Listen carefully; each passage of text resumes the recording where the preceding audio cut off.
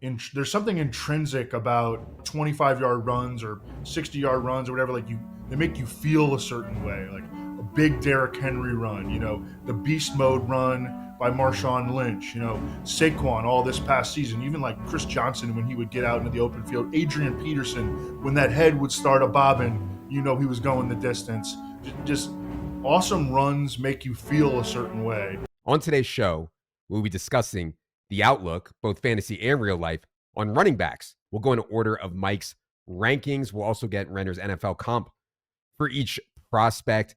Number one on everybody's board is number one on Renner's board, Ashton Jeanty, of course, out of Boise State. Your comp on him is Maurice Jones-Drew. I just want to say this from a fantasy workload perspective, first of all.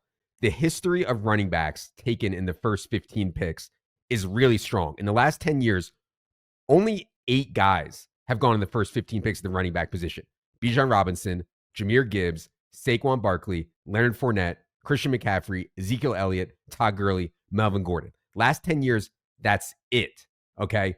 Ashton Jeanty is, I believe, the number 3 overall player, regardless of position, on Daniel Jeremiah's big board. So I'm curious what you think historically, Renner, on Ashton Jeanty compared to some of these other great backs. And what do you think about him in this class, regardless of position? Yeah, I mean, he's probably after like Saquon, he's probably the best back I've scouted in 10 years. I think he's better than Bijan. He's got the best contact balance I've seen in a running back prospect. Just the guy does not go down. I think he had 9 games last year with double-digit broken tackles.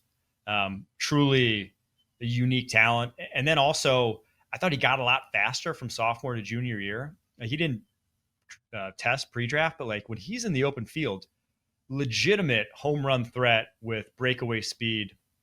And then the guy can catch the ball too. He was, until his senior year, he was a wide receiver. He was an all-district wide receiver his junior year of high school, and only was behind someone else. Switched to running back as a senior. Didn't split carries his first 2 seasons, and was more of a pass catching back for Boise State. So he's got great hands, great receiving threat out of the backfield. There's really just not a lot to dislike. A little bit of fumbling problem, not a great pass protector, but where he's getting drafted, they're not going to worry about fumbles. They're not going to worry about pass protection. He's going to get the football. I've seen comparisons to LaDainian Tomlinson, and he was a great receiving back. You made the comparison of Maurice Jones-Drew, another great receiving back.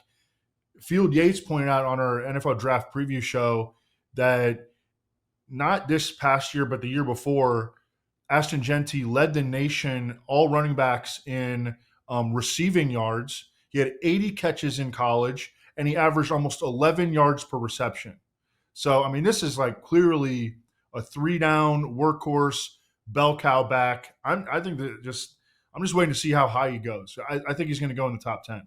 Yeah. Where would you rank him, Renner, regardless of position in this NFL draft class?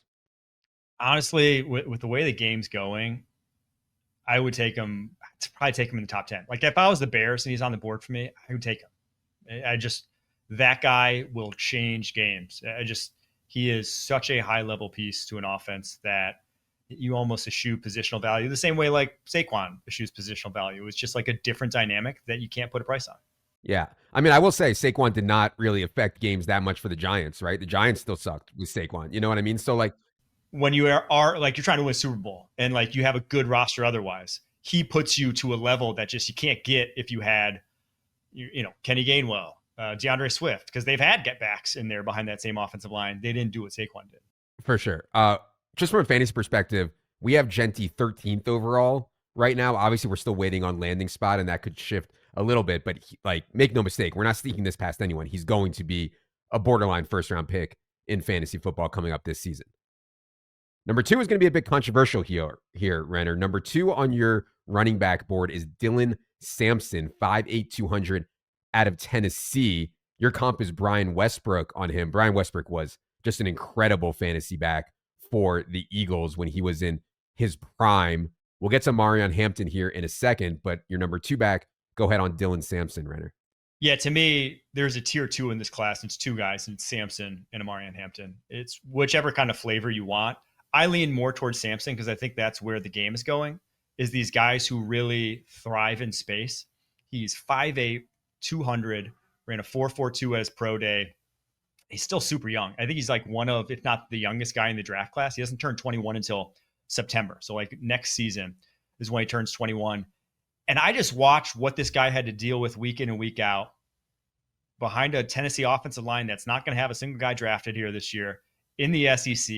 Guy went for over 100 against Bama and Georgia this year. I don't think a lot of running backs have ever pulled off that duo in the past decade. He's so jittery, one-on-one in space. He's so hard to pin down. And then he runs so hard, for his size, for being an undersized back, reminds me a lot of like a Kyron Williams, where he sees gaps between like an A gap or a B gap between the tackles, and he's more than willing to just run at it like he's, a 230-pound back. He runs super hard, great vision, and again, had to deal with so much tough sledding behind that Tennessee offensive line that you feel really good about what he can be at the NFL level right away, because it was kind of like he had NFL caliber run blocking, or just the NFL caliber holes and how difficult it is to run there in the SEC. So with the way the game's going with 2 high safeties and you got more space to play with, I think he's a guy who's going to consistently find those gaps, those creases, and consistently, kind of like how we saw Bucky Irving hit the ground running as a rookie.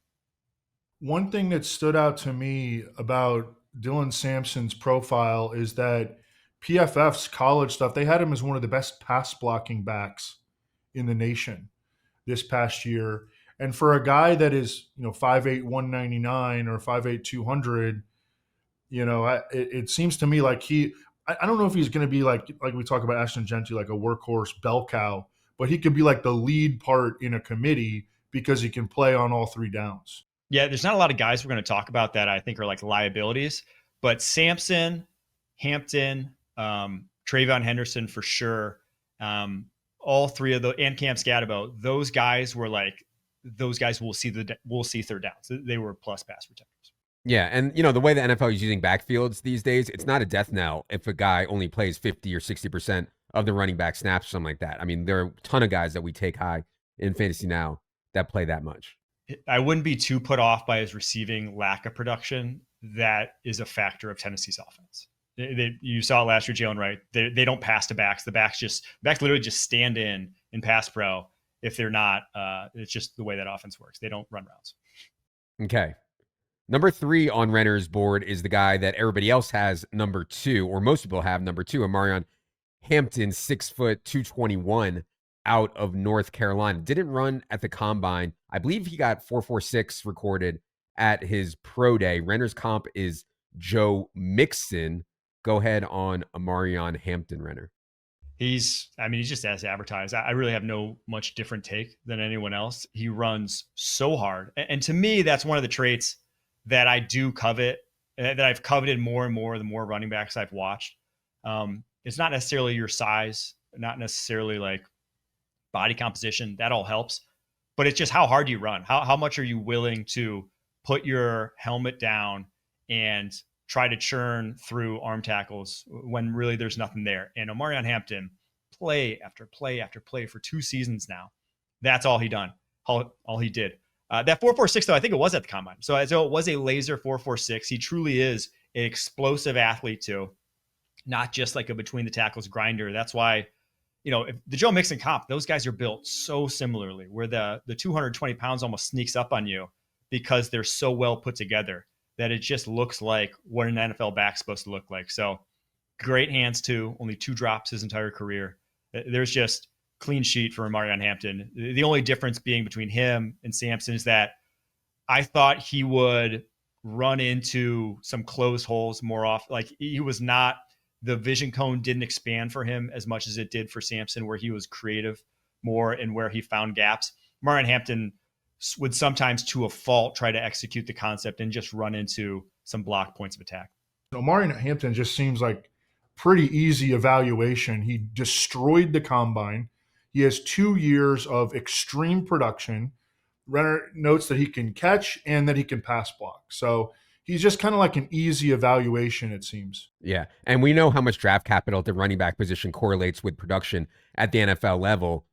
Almost everybody assumes that Amarion Hampton's going to be a first-round pick. Now, I saw some early mocks with him going like 12th to the Cowboys. I don't think that stuff's going to happen, but somewhere in the 20s for Amarion Hampton is still going to be really good draft capital. And we are at, let me just see where we're at right now. Yeah, we're at 42 overall right now on Amari and Hampton, just expecting him to get that first round draft capital coming up here.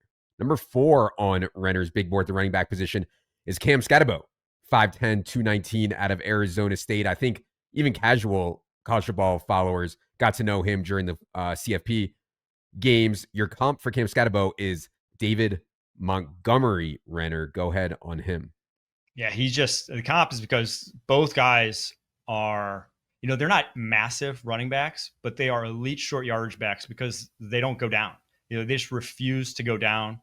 You watch Cam Scadabo's game in the playoff against Texas, where Arizona State's offensive line is just completely overmatched. Probably a top 3 D line in college football, dominating that game, and he still goes for 148 yards on 30 carries. Like, he is Arizona State's offense. The only reason they're staying in that game, because at his size, he has such good feet. His ability to just take away a knee, spin when he needs to, the body control to just continually get up the football field.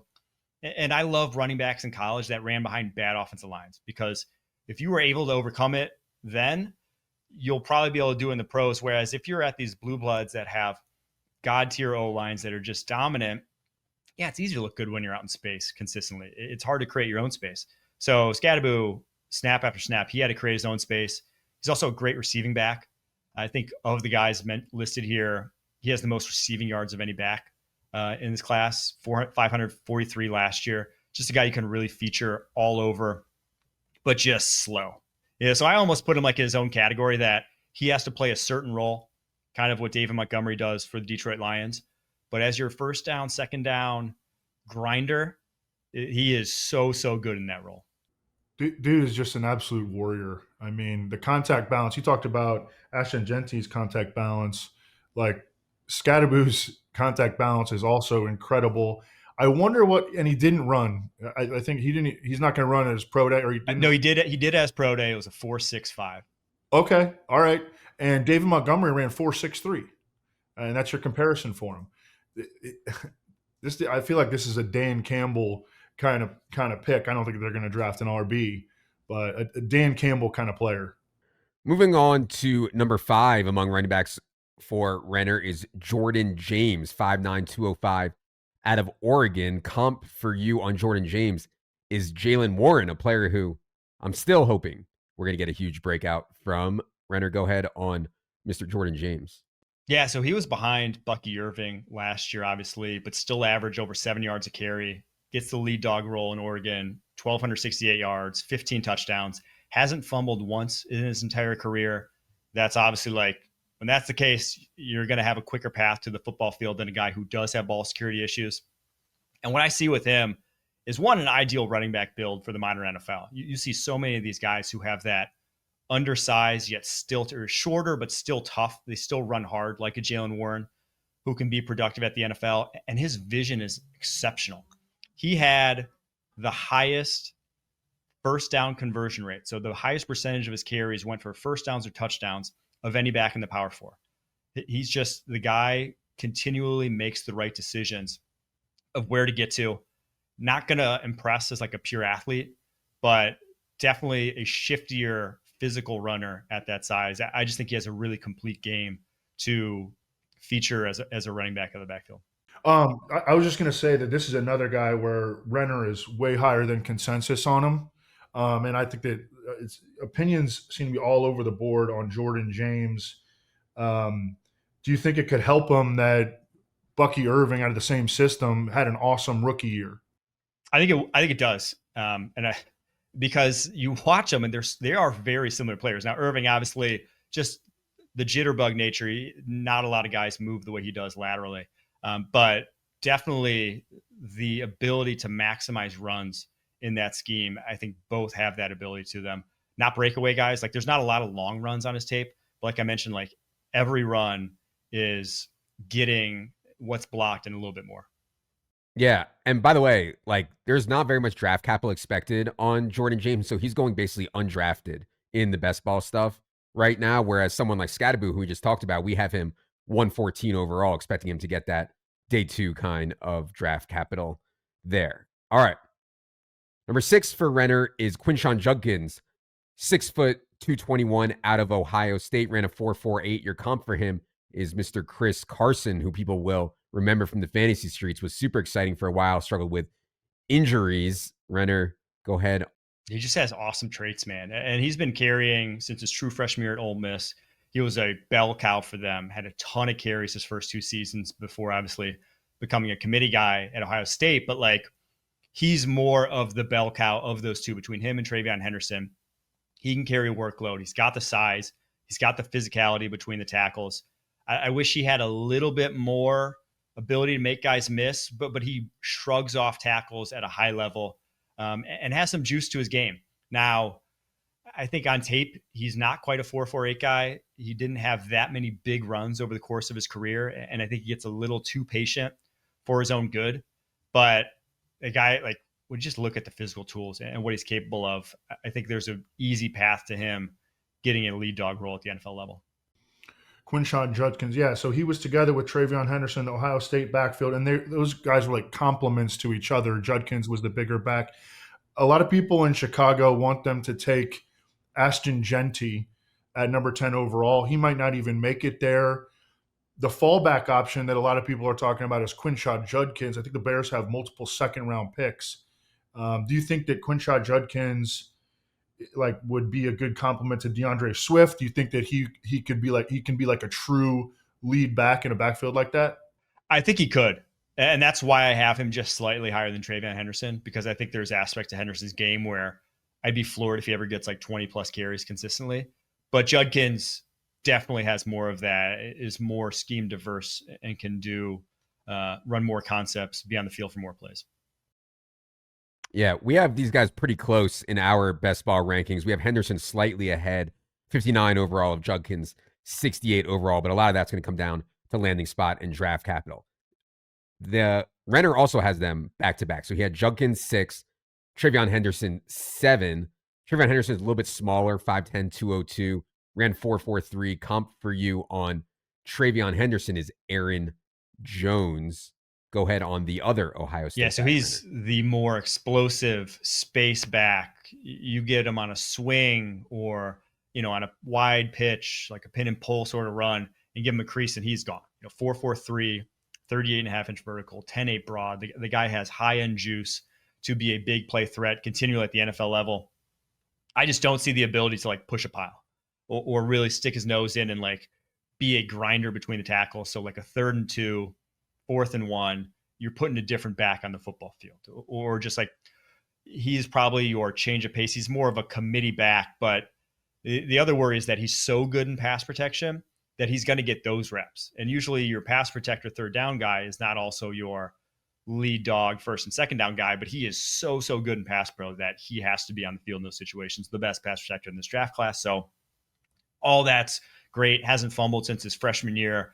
And then just the personality wise, a leader, rave about this kid, interviewed him at the combine, and is just all football, a guy that everyone's going to love in their locker room. So all those things probably, from a draft capital perspective, he'll probably go high, but like I do have concerns about if he'll actually get a full workload at the NFL level. Because I mean, there's a reason Ohio State never even gave him a full workload, right? Even before Quinshon transferred there, they were always using him in a committee.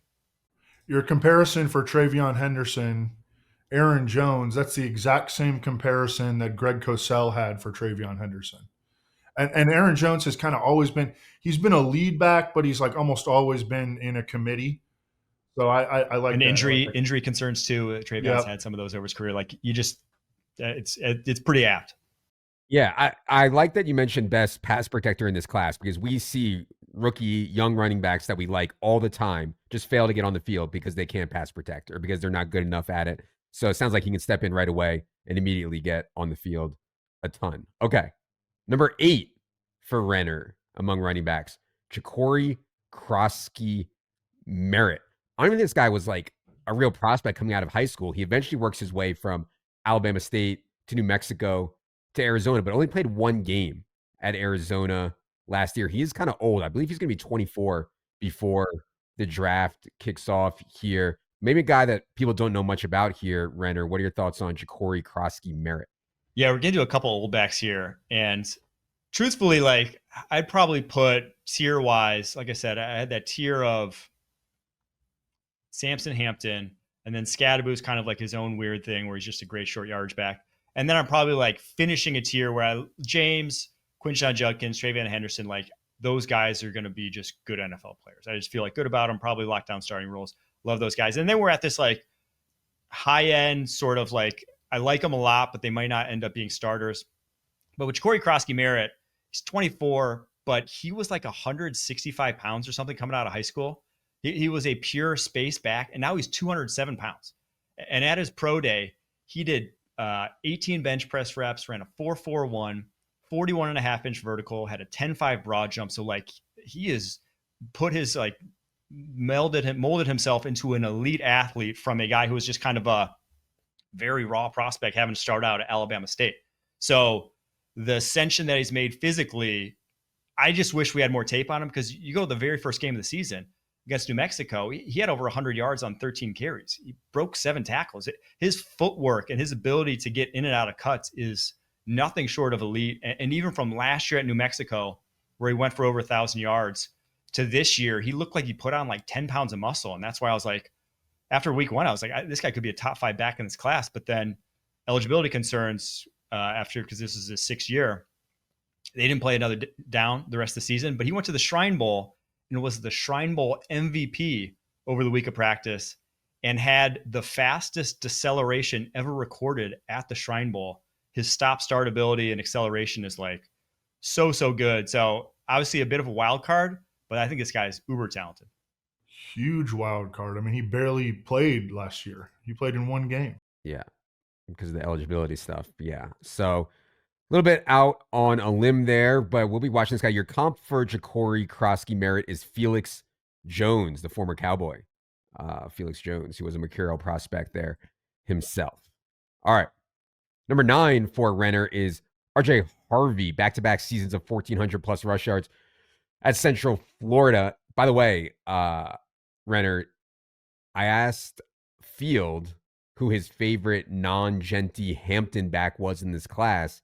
He said RJ Harvey. So go ahead here. And obviously you have the comp as Ray Rice. Field gave the comp of Bucky Irving, but go ahead on RJ Harvey. And so to me, he's a little more built than Bucky. Like Bucky's still trim. Harvey's got some mass to him in the way Ray Rice did, where he's, short, but you'd never call him small. I didn't expect, I didn't even see. So he ran a 4.4 at the combine. And one of my biggest concerns was just like breakaway speed, because a few long runs, he did get gassed, but that's also because he was carrying, a massive load there for UCF. So maybe that was more it. He is older. He's 24, but he has a weird story. So he was a quarterback at Virginia in 2019, 5'9" or 5'8", and this guy was playing quarterback his freshman year at Virginia, transfers during COVID. So obviously that season's kind of a wash for him because he switches to running back when he transfers to UCF. And then he's going to be their starter in 2021, tears his ACL. When he gets back in 2022, he's averaged over 6 yards per carry every season since. So for him to be 24, usually that's a red flag. But I think given that story, I'm not nearly as worried. And given the fact that every time he's touched a football, he has produced. I love this guy's game. I think he can very easily be a lead dog. And I think he's got good receiving chops too, and is tough to pin down in space. The Bucky Irving comp, the Ray Rice comp, we're talking about backs that have this, unique shiftiness to them that really only comes if you're 5'8", right? It's hard to be shifty when you're 6'2". When you're 5'8", you can be really difficult to pin down. So yeah, big fan of Harvey's game. And like I said, I think I'm high on him, but other people are even higher. This guy has real deal NFL talent. He's 5'8", 205, which seems small at first, but he's compact. Yeah. If you see that guy at a gym, you'll be like, that guy's. And he handled a big load for 2 years. He had 226 carries in 13 games in 2023. And in 2024, he had 232 carries in 12 games. So I like him. And he averaged over 6 yards per carry in every year of his college career. So yeah, he's definitely one where I'm really excited to see where he lands, just because of everybody that we respect is so high on him. He is at 187 overall right now in our rankings, but with the right draft capital and the right landing spot, we could definitely see him move up plenty.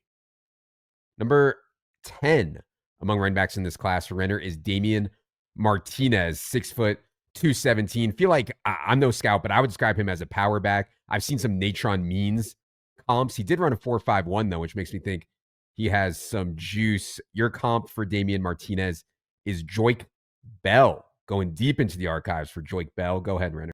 Yeah, because he's big and physical, and I think so. 217 on tape, I think he played a little heavier. Like I think he was around like 230. Just eyeballing it, I think he lost some weight to run faster, but 4.51 is a great time given what I saw from him. And he has, for that size, he can cut really, really well. He runs low, consistently low pad level. He's patient, but he's also powerful. Like he knows when to turn it on and can drag defenders. Another guy who, he was starting his freshman year at Oregon State, averaged over 6 yards per carry as a freshman, over 6 yards as a sophomore, 6 yards as a junior after transferring to Miami. So like has passed every single test. This is, like I said, this tier, I really like all these guys. Krosky, Merritt, Harvey, Martinez. I'm not sure I'm going to bat that for sure they're going to be day one starters, but they all could be like featured backs at the next level. I think Martinez is really, really clean running back prospect too. Go to number 11, Devin Neal, 5'11", 213 out of Kansas. Your comp for Devin Neal is Zach Moss. Go ahead on Devin Neal, the Kansas product.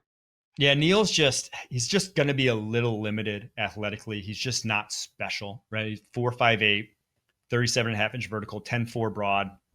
He doesn't have quite the traits of the guys we've been talking about so far, but I just like him, man. He's compact build. He's strong, so productive, 3 straight 1,000-yard seasons.